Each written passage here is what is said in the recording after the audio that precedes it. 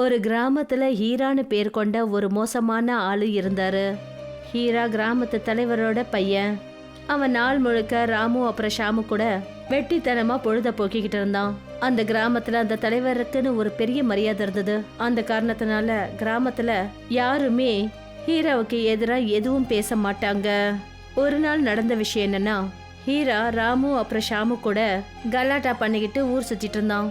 அப்பதான் அவனுடைய பார்வை அந்த கிராமத்திலேயே ரொம்ப அழகான பொண்ணு சாரு மேல பட்டது.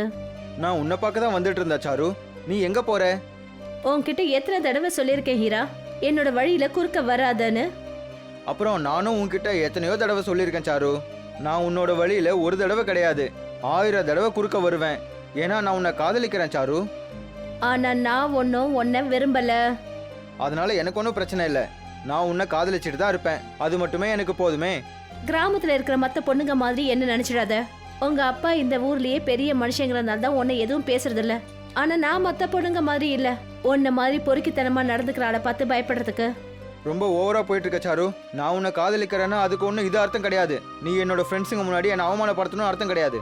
நீ இப்பவே எனக்கு மரியாதை கொடுக்க ஆரம்பிச்சுக்க, சரியா? ஏன்னா நான் உன்னை கல்யாணம் பண்ணிக்க போறேன். இல்ல நீ என்னோட மனைவி ஆனதுக்கு அப்புறமும் நீ என்னை இப்படிதான் அவமானப்படுத்திட்டு இருப்பியா? நான் என்ன சொன்னாலும் உனக்கு புரிய போறதில்ல. ஏன் தேவையில்லாம பேசிட்டு இருக்க? உன்கிட்ட நான் எத்தனை தடவை தான் சொல்றது, உன்னை பார்த்தாலே எனக்கு பிடிக்கல. நான் தினேஷை தான் விரும்புறேன். அவரை தான் நான் கல்யாணம் பண்ணிக்க போறேன். சாரு சொன்னதை கேட்டுட்டு ஹீராவோட நண்பன் ராமு கோவத்தோட சொன்னான். அப்படி உனக்கு தினேஷ் கிட்ட என்னதான் பிடிச்சிருக்கு சாரு? நீங்க ஹீரா அண்ணனோட காதலை அவமானப்படுத்துறீங்க. ராமு சரியா சொல்றான் சாரு.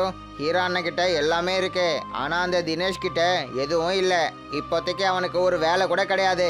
அவனால உங்களுக்கு 2 வேளை ரொட்டியை கூட வயிறு நிறைய கொடுக்க முடியாது. உனக்கு ஒரு விஷயம் தெரியுமா? ஹீரா கிட்ட இல்லாத விஷயம் தினேஷ் கிட்ட என்ன இருக்குன்னு. சாரு சொன்னதை கேட்டுட்டு ராமுவும் ஷாமுவும் சாருவை உத்து கவனிக்க ஆரம்பிச்சாங்க.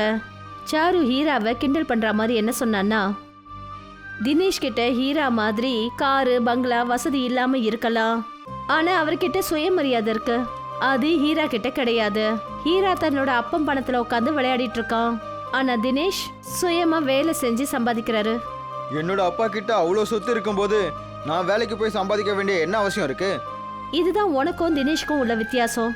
தெரியுமா ஹீரா, சுயமரியாதைன்னா எதை சொல்லுவாங்கன்னு? உனக்கும் உங்க அப்பாவுக்கும் அது என்னன்னே தெரியாதே. ஒருவேளை நீயும் தினேஷ் மாதிரி மத்தவங்கள மதிக்க ஆரம்பிச்சு உன்னோட சொந்த காலில் நின்னா உன்னை கல்யாணம் பண்ணிக்கலான்னு நான் கொஞ்சமாவது யோசிச்சிருப்பேன். ஆனா நீ இந்த மாதிரி வெட்டித்தனமா ஊரை சுத்திக்கிட்டு கிராமத்துல இருக்கிற மத்த பொண்ணுங்களை கிண்டல் பண்றியே தவிர வேற எந்த வேலையும் பாக்குறது இல்ல. ஒழுங்கு மரியாதையா என் வழியை விட்டு வெளியே போயிடு. இப்படி சொல்லிட்டு சாரு ரொம்ப கோபத்தோட அங்கிருந்து போனா. சாரு போன உடனே ராமு தன்னோட நண்பன் ஹீரா கிட்ட சொன்னா, ஹீரா அண்ணன் இவங்க உங்களை அவமானப்படுத்திட்டு போயிட்டாங்க. எனக்கு ஒண்ணுமே புரிய மாட்டேங்குது ஹீரோ அண்ணன். கிராமத்துல இருக்கிற எல்லா பொண்ணுங்களுக்கும் உங்களை ரொம்பவே பிடிச்சிருக்கு, ஆனா நீங்க சாருவையே எதுக்காக இப்படி பிடிச்சிக்கிட்டு இருக்கீங்க? அவங்க தான் உங்களுக்கு மரியாதையே தர மாட்டாங்களே. கவலைப்படாதீங்க. இன்னைக்கு என்னை இந்த சாரு அவமானப்படுத்திட்டு போயிட்டால, அதுக்கு கண்டிப்பா அவளை பழி வாங்கியே தீருவேன். நானும் பாக்குறேன் அந்த தினேஷுக்கும் இவளுக்கும் எப்படிதான் கல்யாணம் நடக்குதுன்னு. நான் சொல்ற விஷயத்த நீங்க 2 பேரும் நல்லா கேட்டுக்கோங்க. ஒருவேளை சாருவுக்கு கல்யாணம் ஆச்சுன்னா அது ஏன் கூட மட்டும்தான். நான் இன்னைக்கே என்னோட அப்பாவை சாருவோட வீட்டுக்கு அனுப்புறேன். பார்க்கலாம் சாருவோட அப்பா எப்படி முடியாதுன்னு சொல்றாருன்னு. நீங்க மறுபடியும் தப்பு பண்றீங்க ஹீரோ அண்ணன். சாருவோட அம்மாவும் அப்பாவும் பல வருஷங்களுக்கு முன்னாடியே செத்து போயிட்டாங்க. சாருவை இப்போ அவளோட தாத்தா பாட்டி தான் வளர்த்துட்டு இருக்காங்க. அப்படின்னா அவங்களும் அவளோட அப்பா அம்மா மாதிரி தானே. வாங்க. இப்படி சொல்லிட்டு ஹீரா நேரா அவங்க அப்பா தலைவரை போய் பார்த்து என்ன சொன்னான்னா, அப்பா, நான் கிராமத்துல இருக்கிற ஒரு பொண்ணு சாருவை காதலிக்கிறேன். நான் என்ன சொல்றேன்னா, நீங்க என்னோட கல்யாண விஷயமா சாருவோட வீட்டுக்கு போய் பேசுங்க. உனக்கு என்ன மூளை குழம்பி போயிடுச்சா? நான் உன்னோட கல்யாணத்தை பக்கத்து ஒரு ஜமீன்தாரோட பொண்ணு கூடவே எப்பவோ முடிவு பண்ணிட்டேன். வரதட்சணையா அவங்க எவ்வளவு பணம் கொடுக்கறாங்கன்னு உனக்கு கொஞ்சமாவது தெரியுமா? அது மட்டும் இல்லாம சாருவுக்கு அவளோட அம்மா அப்பா கூட கிடையாது. எனக்கு வரதட்சணையா எந்த ஒரு பணமும் செல்வமும் தேவையில்லைப்பா. சரி, உங்ககிட்ட அப்படி பணத்துக்கு என்னதான் குறை இருக்கு? உங்களுக்கு இந்த விஷயம் தெரியாதுப்பா. இன்னைக்கு அந்த சாரு என்னை ரொம்பவே அவமானப்படுத்திட்டா. இப்போ நீங்களே சொல்லுங்கப்பா, உங்களோட பையனுக்கு நடந்த அவமானம் உங்களுக்கும் அவமானம் கிடையாதா? இப்படி சொல்லிட்டு ஹீரா நடந்த விஷயங்கள் அத்தனையும் அவங்க அப்பா தலைவர்கிட்ட சொன்னான். அவன் சொன்னதை கேட்டுட்டு தலைவர் ரொம்ப கோவத்தோட என்ன சொன்னாருன்னா, நிஜமாவே இது உனக்கு நடந்த ரொம்பவே பெரிய அவமானம் ஹீரா. நீ இந்த கிராமத்தோட தலைவரோட ஒரே வாரிசு. இந்த விஷயம் சாருவுக்கு தெரியாதா என்ன? அவளுக்கு எவ்வளோ தைரியம் இருந்தா உன்னையே அவமானப்படுத்தி இருப்பா. நான் இன்னைக்கே போய் அவளோட தாத்தா பாட்டி கிட்ட உன்னோட கல்யாண விஷயத்த பேசிட்டு வரேன். அப்புறம் கொஞ்ச நாள்லயே உன்னோட கல்யாணத்தை சாரு கூட பண்ணி வைக்கிறேன். அப்பதான் ஹீராவோட நண்பன் ராமு சிரிச்சுக்கிட்டே தலைவர்கிட்ட என்ன சொன்னான்னா, தலைவரே, நீங்க போறதுன்னா போயிட்டு வாங்க. ஆனா எனக்கு என்ன தோணுதுன்னா, அவளோட தாத்தா பாட்டி அதுக்கு ஒத்துக்குவாங்கன்னு எனக்கு தோணவே இல்லை. அவங்க தாத்தா பாட்டிக்கு தினேஷை ஏற்கனவே பிடிச்சி போச்சு. நீ அதை பத்தி ஒன்றும் கவலைப்படாத. நான் இந்த கிராமத்துல எல்லாரையும் பயமுறுத்தி வச்சிருக்கேன். அவங்களுக்கு முடியாதுன்னு சொல்றதுக்கு வாய்ப்பே கிடைக்காது. நான் இப்பவே உடனே அங்க போய் சாருவோட தாத்தா பாட்டி கிட்ட பேசிட்டு வரேன்.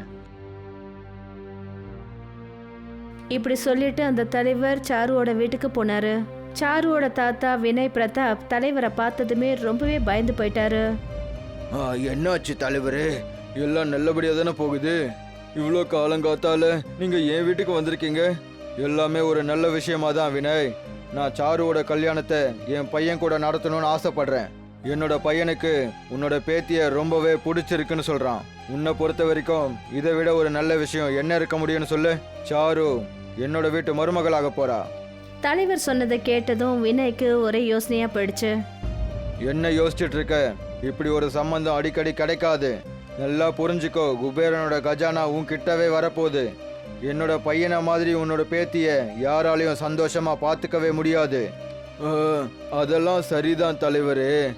ஆனா நான் முன்னாடியே தினேஷுக்கு வாக்கு கொடுத்துட்டேனே. நான் சாருவோட கல்யாணத்தை அவன் கூட தான் பண்ணி வைப்பேன். அந்த வாக்கை மறந்துடு. அது என்ன பெரிய விஷயமா என்ன? இல்லை தலைவரே, நான் என்னோட வாக்கை எந்த ஒரு நிலைமையிலையும் மீறவே மாட்டேன். அதுக்கு பதிலாக நீங்கள் என்னோட உயிரை எடுத்தா கூட எனக்கு பரவாயில்லை. வினய் பிரதாப் சொன்னதை கேட்டுட்டு தலைவர் ரொம்ப கோவத்தோட அந்த இடத்த விட்டு போனாரு. அப்புறம் நேராக ஹீரா கிட்ட போய் சொன்னாரு, உன்னோட பேச்சை கேட்டுக்கிட்டு தான் நான் சாருவோட வீட்டுக்கு போனேன். ஆனால் அவளோட தாத்தா என்னையே அவமானப்படுத்தி அனுப்பிட்டான். மறுபடியும் சாருவை கல்யாணம் பண்ணிக்கிறத பற்றி பேசாத முட்டாள் மகனே. உனக்கு என்ன பொண்ணுங்க குறைவா இருக்காங்க? நீ அந்த ஏழை வீட்டில் போய் பொண்ணு எடுக்கணும்னு ஆசைப்படுற? அறிவில்லை உனக்கு? இதை சொல்லிட்டு தலைவர் அந்த இடத்த விட்டு போயிட்டாரு. அப்புறம் ஹீராவுக்கு ரொம்ப பயங்கரமான கோவம் வந்துடுச்சு. இப்போ என்ன பண்றது ஹீரான்னு? இந்த எல்லா பிரச்சனைக்கும் காரணம் அந்த தினேஷ் தான். இப்போ நம்ம அந்த தினேஷுக்கு பாடம் கற்றுக் கொடுக்க வேண்டிய நேரம் வந்துடுச்சு. நான் சொல்றத நீங்க 2 பேரும் கவனமா கேளுங்க. ஹீரா அவங்க 2 பேர் காதலியும் ஏதோ ஒரு விஷயத்த சொன்னா. ஹீரா சொன்ன யோசனையை கேட்டதும் ஷாமு அப்புறம் ராமுவோட முகத்துல ஒரு வித்தியாசமான சிரிப்பு தோன்றுச்சு. கொஞ்ச நேரத்துல ஹீரா தினேஷை போய் பார்த்து என்ன சொன்னான்னா, அட தினேஷ் அண்ணா, என்ன உங்களுக்கும் சாருக்கும் ஏதாவது சண்டை ஆயிடுச்சா? இல்லையே. ஆனா நீங்க எதுக்காக அப்படி கேட்குறீங்க? கொஞ்ச நேரத்துக்கு முன்னாடி தான் நான் சாரு நம்ம கிராமத்தில் இருக்கிற அந்த ஜுவாலாமுக்கி பக்கமா போறத பார்த்தேன். உங்களுக்கே தெரியும்ல, அந்த ஜுவாலாமுக்கி எப்போ வேணாலும் உடையலாம். நான் என்ன நினைச்சேன்னா, சாருவுக்கும் உங்களுக்கும் சண்டை ஆயிடுச்சுன்னு நினைச்சேன். அதனால தான் சாரு அந்த இடத்துக்கு போயிருக்கானுன்னு நினைச்சேன். ஹீரோ அண்ணா சரியா சொல்றாரு. நானே என்னோட கண்ணால சாரு அந்த ஜுவாலாமுக்கி பக்கமா போறத பார்த்தேன். நீங்க எல்லாரும் சேர்ந்து என்ன முட்டாளாக பாக்குறீங்களா என்ன? எனக்கு ரொம்ப நல்லாவே தெரியும் சாருவை நீயும் விரும்புறேன்னு தெரியும். உன்கிட்ட சொல்ல வேண்டியது என்னோட கடமை தினேஷ். அதை நம்புறதும் நம்பாததும் உன்னோட விருப்பம். என்னவோ பண்ணு. நல்லா யோசிச்சுக்கோ. ஒருவேளை சாருக்கு ஏதாவது ஆயிடுச்சுன்னா அப்புறம் உன்னோட வாழ்க்கை முழுக்க உன்னையே உன்னால மன்னிச்சிக்க முடியாது. ஹீரா சொன்னதை கேட்டுட்டு தினேஷ் ரொம்பவே பயந்து போயிட்டான். அவன் அங்கேருந்து நேரா அந்த எரிமலை கிட்ட ஓடினான். அந்த எரிமலைக்குள்ள இருந்து ஏதேதோ வித்தியாசமான சத்தங்கள் வந்துகிட்டு இருந்தது. தினேஷ் சாருவுக்கு குரல் கொடுத்துட்டு இருந்தான். அப்பதான் பின்னாடி இருந்து சத்தம் போடாம ஷாமு வந்து தினேஷ அந்த எரிமலைக்குள்ள தள்ளி விட்டுட்டான். தினேஷ் கத்திக்கிட்டே அந்த எரிமலைக்குள்ள போய் விழுந்துட்டான். ஆனா தினேஷ் அங்க உள்ள விழுந்ததுமே அங்க எதிர்க்க இருக்கிற நிலவரத்தை பார்த்து அவன் ரொம்பவே அதிர்ந்து போய் பார்த்துக்கிட்டு நின்னுட்டு இருந்தான். அவன் என்ன பார்த்தான்னா, அந்த எரிமலைக்குள்ள ஒரு கிராமமே அங்க இருந்தது. தினேஷ் பார்த்தபோது அந்த கிராமத்துல இருக்கிற எல்லா வீடுகளும் நெருப்பு குழம்பு கலர்ல இருந்தது. அப்புறம் அங்க இருக்கிற ஜனங்க விவசாயத்துல தண்ணிக்கு பதிலா எரிமலையோட நெருப்பு குழம்ப பயன்படுத்திட்டு இருந்தாங்க. பயப்படாத, இப்போ இந்த லாவா உனக்கு எந்த ஒரு ஆபத்தையும் தராது. ஆனா இது எப்படி சாத்தியமாச்சு? இந்த ஜுவாலாமுக்கிக்கு உள்ள ஒரு மொத்த கிராமமே இருக்கே. இது நடக்க வாய்ப்பே இல்லை. இது ஒன்றும் என்னோட கண்களோட பிரம்ம கிடையாதே. இல்லை நான் ஒருவேளை இறந்து போயிட்டேனா? இல்லை, நீ உயிரோட தான் இருக்க. வா, நான் உனக்கு முதல் முறையா இந்த கிராமத்தை சுத்தி காட்டுறேன். அப்புறமா உனக்கு உன்னோட எல்லா கேள்விகளுக்கும் பதில் கிடைக்கும். முதல்ல என் கூட வா. இப்படி சொல்லிட்டு அந்த மனிதர் தினேஷ அந்த கிராமம் முழுக்க சுத்தி காட்டினாரு. அப்பதான் ஒரு வயசான ஆளு தினேஷ ரொம்ப உத்து பார்த்துக்கிட்டு இருந்தாரு. இங்க பாருப்பா, உன்னோட தாத்தாவோட பேரு சுக்கியா தானே? ஆனா உங்களுக்கு எப்படி தெரியும்? பாவம் தினேஷுக்கு என்னன்னே தெரியல. அந்த வயசானவரோட முகம் ஏதோ பார்த்தா மாதிரி தெரிஞ்சது. உங்களோட போட்டோவை நான் என்னோட தாத்தா கூட பார்த்துருக்கனே. நான் எப்போ என்னோட தாத்தா கிட்ட உங்களை பற்றி எப்போ கேட்டாலும் அவர் என்கிட்ட என்ன சொல்லுவாருன்னா, நீங்கள் அவரோட ரொம்ப நல்ல ஃப்ரெண்டாமே. அதை தவிர அவர் உங்களை பற்றி வேற எதுவும் சொன்னதில்லை. ஏன்னா அந்த ரகசியங்களை பற்றி கிராமத்தில் இருக்கிற எந்த ஆட்களும் மற்ற ஆளுங்க கிட்ட பேசவே மாட்டாங்க. உண்மை என்னன்னா, அவனும் எல்லார மாதிரி இன்னைக்கும் பயந்துக்கிட்டு தான் இருக்கான். எனக்கு எதுவும் புரியலையே. நான் உனக்கு எல்லா விஷயங்களையும் சொல்கிறேன்ப்பா. பல வருஷங்களுக்கு முன்னாடி இந்த கிராமத்தில் ஜுவாலாமுக்கி அதோட வேலையை ஆரம்பிச்சுது. கவர்மெண்ட்டோட பக்கத்துல இருந்து எங்கள் கிராமத்தாளுங்க எல்லாருக்கும் என்ன அறிவிச்சாங்கன்னா, கிராமத்தில் இருக்கிற எல்லாரும் உடனே காலி பண்ணணும். நாங்கள் ஜுவாலாமுக்கி எப்போ வேணும்னாலும் வெடிக்கும்னு சொன்னாங்க. நாங்கள் எல்லாரும் அந்த கிராமத்தை காலி பண்ணுறதுக்கு தான் ஏற்பாடு பண்ணிட்டு இருந்தோம். ஆனால் ஒரு நாள் நேரத்துக்கு முன்னாடியே இந்த ஜுவாலாமுக்கி திடீர்னு வெடிக்க ஆரம்பிச்சிடுச்சு. அப்புறம் கிராமத்துல எல்லா இடத்துலயும் பரவ ஆரம்பிச்சிடுச்சு. கிராமத்து ஆளுங்க எல்லாருமே அவங்க உயிரை காப்பாத்திக்கிட்டு ஓடிட்டாங்க. ஜுவாலாமுக்கியோட லாவா கிராமத்துல எல்லா இடங்கள்லயும் பரவ ஆரம்பிச்சுது. கிராமத்துல இருக்கிற நிறைய பேர் இதுகிட்ட இருந்து தப்பிச்சு அவங்க உயிரை காப்பாத்திக்கிட்டு ஓடிட்டாங்க. அப்போதான் ஒரு மிகப்பெரிய ஞானியான சாது கிராமத்துக்கு வந்தாரு. அப்புறம் அவரோட பலத்தோட சக்தியால இந்த ஜுவாலாமுக்கியோட லாவாவை அங்கேயே தடுத்து நிறுத்திட்டாரு. அப்புறம் எங்க எல்லாரையும் நல்லபடியா காப்பாத்தி வச்சிட்டாரு. எல்லா விஷயம் நார்மல் ஆனதுக்கு அப்புறம் அந்த சாது கிராமத்து ஜனங்க கூட கிராமத்துக்கு வந்தாரு. அப்புறம் எங்க கூட இருக்கிறதுக்கான அனுமதியும் வாங்கிக்கிட்டாரு. ஆனா கிராமத்தாளுங்க அவரை அவமானப்படுத்தி கிராமத்தை விட்டு வெளியே அனுப்பிட்டாங்க. கிராமத்து ஜனங்க என்ன நினைச்சாங்கன்னா, அந்த லாவாவை நிறுத்தினது சாதுவோட சக்தியால இல்லைன்னு நினைச்சாங்க. அதுக்கு பதிலா இயற்கையா நடந்ததுன்னு நினைச்சாங்க. அதனால அந்த சாது ரொம்பவே பயங்கரமா கோவப்பட்டுட்டாரு. அதனால அவர் மொத்த கிராம ஜனங்களுக்கும் சாபத்தை கொடுத்துட்டாரு.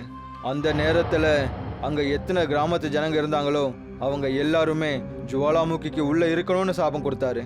அவருக்காக காலமும் நின்னே போச்சு. அவரோட சாபத்தால அந்த ஜுவாலாமுக்கியிலிருந்து வெளியே வந்த லாவாவிலேயே நாங்க எல்லாருமே கலந்துட்டோம். இப்போ அதை தான் சாப்பிட்றோம். இருந்தாலும் உங்களோட உடம்புல வயசான மாதிரியே தெரியலையே. சரி, இந்த சாபத்துக்கு எதுவும் முக்தி கிடையாதா? ஒரு வழி இருக்கு.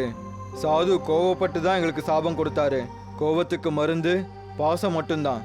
ஏதாவது ஒரு இளம் பெண் ஒரு இளம் பையனை உண்மையாவே காதலிச்சான்னா, அவன் அந்த காதலுக்காக இந்த ஜுவாலாமுக்கியில அவனாவே வந்து உயிரை தியாகம் பண்ணான்னா, அப்புறம் எல்லாமே பழைய நிலைமைக்கே வந்துடும். ஆனா அப்படி நடக்க வாய்ப்பில்லையே. ஏன்னா இன்னும் கொஞ்ச நாள்ல இந்த ஜுவாலாமுக்கி வெடிக்க போகுது. ஒருவேளை இந்த ஜுவாலாமுக்கி வெடிக்கிறதுக்கு முன்னாடி அப்படி ஒரு விஷயம் நடக்கலைன்னா எங்க எல்லாரோட மரணமும் நிச்சயம் ஆயிடும். அப்படின்னா என்ன பாபா, யாராவது தெரியாம இந்த ஜுவாலாமுக்கிக்குள்ள வந்துட்டாங்கன்னா அவங்களும் என்ன மாதிரியே இதுக்குள்ளவே மாட்டிக்குவாங்களா? இல்ல, நிறைஞ்ச மனசோட இதுக்குள்ள அவங்க வந்தாங்கன்னா அவங்களுக்கு எதுவும் ஆகாது. ஆனா ஒரு மோசமான ஆளு இங்க வந்தான்னா அவன் எரிஞ்சு போயிடுவான். இங்க இருக்கிற காலநிலை வித்தியாசமானது மகனே. தினேஷ் ரொம்ப சோகத்தோட உட்கார்ந்தான். ஆனா அவனுக்கு ஒரு விஷயம் தெரியாது. அவன் அந்த எரிமலைக்குள்ள விழுந்து கிட்டத்தட்ட 1 மாசம் ஆயிடுச்சுன்ற விஷயம் அவனுக்கு தெரியாது. அங்க சாரு ஒவ்வொரு இடமா தினேஷை தேடிட்டு இருந்தா. ஆனா அவளுக்கு தினேஷ் எங்கேயுமே கிடைக்கல. ரொம்ப சோர்ந்து போய் நின்ன போது அவ ஒரு ஆளை அங்க பார்த்தா. தினேஷ் எரிமலை கிட்ட போறத அவர் பார்த்ததா சாரு கிட்ட சொன்னாரு. அப்புறம் அந்த எரிமலை கிட்ட போன போது தினேஷ ராமு, ஷாமு அப்புறம் ஹீராவையும் தினேஷ் பின்னாடி போனதை கவனிச்சதா சொன்னாரு. அது மட்டும் இல்லாம அவர் இதையும் சொன்னாரு, ஷாமு அங்க நின்னுட்டு இருந்த தினேஷ எரிமலைக்குள்ள தள்ளி விடுறதையும் பார்த்ததா அவர் சொன்னாரு. நீங்க இந்த விஷயத்த கிராமத்து ஜனங்க கிட்ட சொல்லவே இல்ல. உனக்கே தெரியும்ல சாரு, ஹீராவோட அப்பா இந்த கிராமத்தோட தலைவர். அவரு என்னோட குடும்பத்தை மொத்தமா உயிரோட கொன்னுடுவாரு. சாரு ரொம்ப கோவத்தோட நேரா ஹீராவை பார்க்கறதுக்கு போனா. நீ ரொம்ப பெரிய தப்ப பண்ணிட்ட. கடைசியில நீ என்னுடைய தினேஷ கொன்னுட்டல்ல. உனக்கு எல்லா விஷயமும் இப்ப தெரிஞ்சு போயிடுச்சுல சாரு. அப்படின்னா நீ என்னை கண்டிப்பா கல்யாணம் பண்ணியே ஆகணும். நீ என்னை பத்தி தப்பா நினைச்சிட்டு இருக்கிற ஹீரா. கல்யாணம்னு எனக்கு ஒன்று நடந்தாது தினேஷ் கூட தான், வேற யார் கூடயும் இல்லை. நான் போறேன், அதே எரிமலை கிட்ட போறேன், என்னோட தினேஷ் கிட்ட நான் போறேன், அங்க நானும் போய் என் உயிரை விட்டுடுறேன். இப்படி சொல்லிட்டு சாரு அந்த எரிமலை கிட்ட போனா. நீங்க 2 பேரும் இப்பவே என் கூட வாங்க. சாரு அந்த ஜுவாலாமுகியில போய் அவளை குதிச்சு அவளோட உயிரை மட்டும் விட்டுடவே கூடாது. உங்களுக்கு என்ன பைத்தியமா ஹீரான்னு? ஜுவாலாமுகி எப்போ வேணும்னாலும் வெடிக்கலாம். நீங்க தான் முட்டாள். நான் ஒன்றும் சாருவை உண்மையா விரும்பல. நான் அவளை அடையணும்னு தான் ஆசைப்படுறேன். ஷாமு, மறந்துடாத, நீ தான் அந்த தினேஷை ஜுவாலாமுகிக்குள்ள தள்ளி விட்ட. நம்ம இப்ப தெரிஞ்சுக்க வேண்டிய விஷயம் என்னன்னா, இந்த நேரத்துல சாருவை தவிர அந்த இடத்துல வேற யாராவது இருக்காங்களான்னு தான்.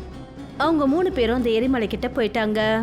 அப்பதான் சாரு ரொம்ப கோவப்பட்டு அவங்க 3 பேருக்கும் முன்னாடி வந்து நின்னா. உங்க 3 பேரையும் நான் கொன்னுட்டு தான் நான் சாவேன். திடீர்னு சாரு ரொம்ப வேகமா வந்து அவங்க 3 பேரையும் அந்த எரிமலைக்குள்ள தள்ளி விட்டுட்டா. அவங்க 3 பேரும் அங்க விழுந்ததுமே எரிஞ்சு சாம்பல் ஆயிட்டாங்க.